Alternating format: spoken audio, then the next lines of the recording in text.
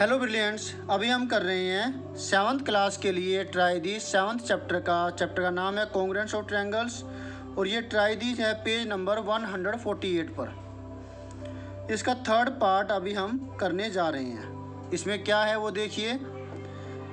In figure 7.33 ये figure है। BD and CE are altitudes of triangle ABC such that BD equal to CE। हमें triangle ABC के अंदर BD और CE altitude दे रखे हैं और ये दोनों के दोनों क्या है, इक्वल है। State the 3 pairs of equal parts in CBD and BCE। इन दोनों ट्रायंगलों के अंदर हमें तीनों के तीनों पेयर्स लिखने हैं और फिर बताना है कि क्या ये ट्रायंगल इस ट्रायंगल के कॉन्ग्रुएंट है और अगर है तो क्यों है, और ये एंगल क्या इस एंगल के बराबर है, अगर है तो क्यों है। तो ये तो हमें पता लगेगा जब हम इसे सिंबलिक फॉर्म में लिखेंगे। ओके, तो चलिए करते हैं।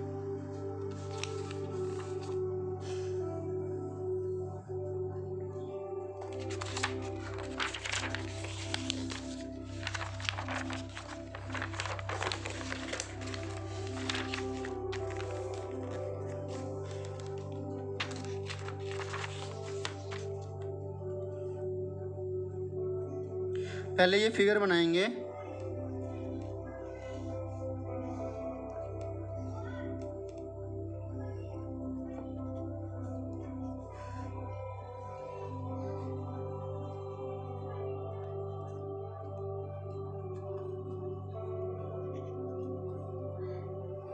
ये फिगर बन गई। अब हम ट्रायंगल के दोनों के नाम लिखेंगे। इन ट्रायंगल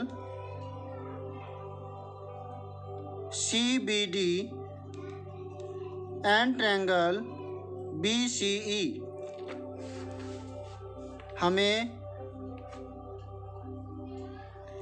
ये जो एल्टीट्यूड है CE इजिकल टू दे रखा है BD।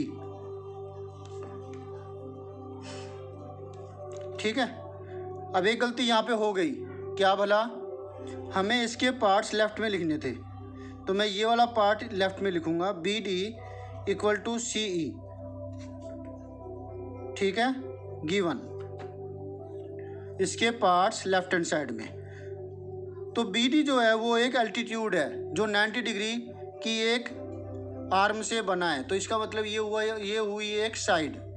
अब 90 डिग्री एंगल CBD में ये वाला ट्रायंगल 1 और ये 2, angle 1 equal to angle 2 equal to 90 degree given. क्योंकि एल्टीट्यूड है तो 90 डिग्री एंगल बनाएंगे ही बनाएंगे। ये इस पर एल्टीट्यूड है और ये इसके ऊपर एल्टीट्यूड है, इस लाइन सेगमेंट के ऊपर ट्रायंगल का।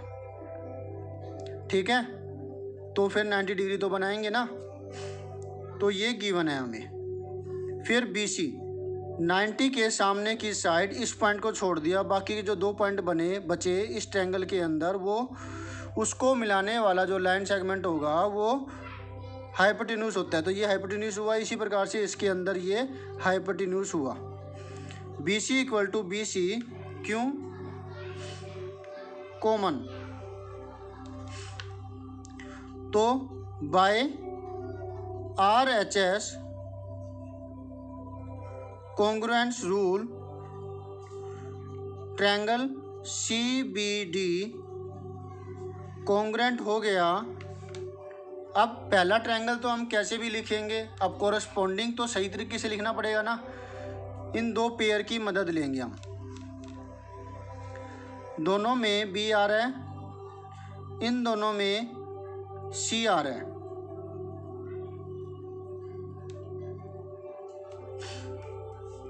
तो B का कोरस्पोंडिंग पॉइंट तो हुआ बीच में है ये, वो C। यहाँ पे D बचा, यहाँ पे E बचा, तो D का कोरस्पोंडिंग पॉइंट हुआ E। D यहाँ पे थर्ड पॉइंट है तो थर्ड पॉइंट पे E लिखेंगे। यहाँ पे बचा C, यहाँ पे बचा B, तो C का कोरस्पोंडिंग पॉइंट हुआ B, BCE। ऐसे इसको लिखना होता है। तो तीनों पेयर हमने लिख दिए, तीनों पेयर पूछे थे हमसे। फिर हमसे पूछा था कि क्या ये कॉन्ग्रेंट है, तो हम यहाँ लिखेंगे यस दीज आर कॉन्ग्रेंट। क्यों? ये हम पहले लिख चुके हैं बाय RHS कॉन्ग्रेंस रूल। अब हमसे पूछा गया है कि क्या DCB एंगल EBC के बराबर है। हाँ, ये बराबर है, लेकिन पॉइंट कौन सा लेंगे? ये C पर बना है पॉइंट है, एंगल है, ये B पर बना, बीच में जो पॉइंट है, ये C वाला पॉइंट कौन सा है? ये तो पहला है, तो इसका भी पहला ही लेंगे। B पर बने पॉइंट के बराबर है, बराबर में B, बाकी के दोनों पॉइंट अगल बगल।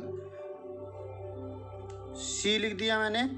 अब C और C के बाद BD अगल बगल, तो ये DCB और यहाँ पर B लिखने के बाद CE बचा, तो यहाँ पर मैंने EBC लिख दिया। CE भी लिख सकता था मैं इसे, CBE, C यहाँ पे लिख देता, E यहाँ पे लिख देता, तो भी कोई फ़र्क नहीं पड़ना था, लेकिन मुझे इस रूप में लिखना था। अब ये दोनों बराबर क्यों हैं? By CPCT, corresponding parts of congruent triangles, कि ये वाला एंगल इस वाले एंगल के बराबर होगा। और इन एंगलों को हमने 3 अल्फ़ाबेट के रूप में, सिंबल के रूप में लिखा है। ठीक है, तो इस तरीके से स्टूडेंट्स हमारा जो ये सॉल्यूशन है, सॉल्यूशन 3 इस ट्राइडीज का हो गया।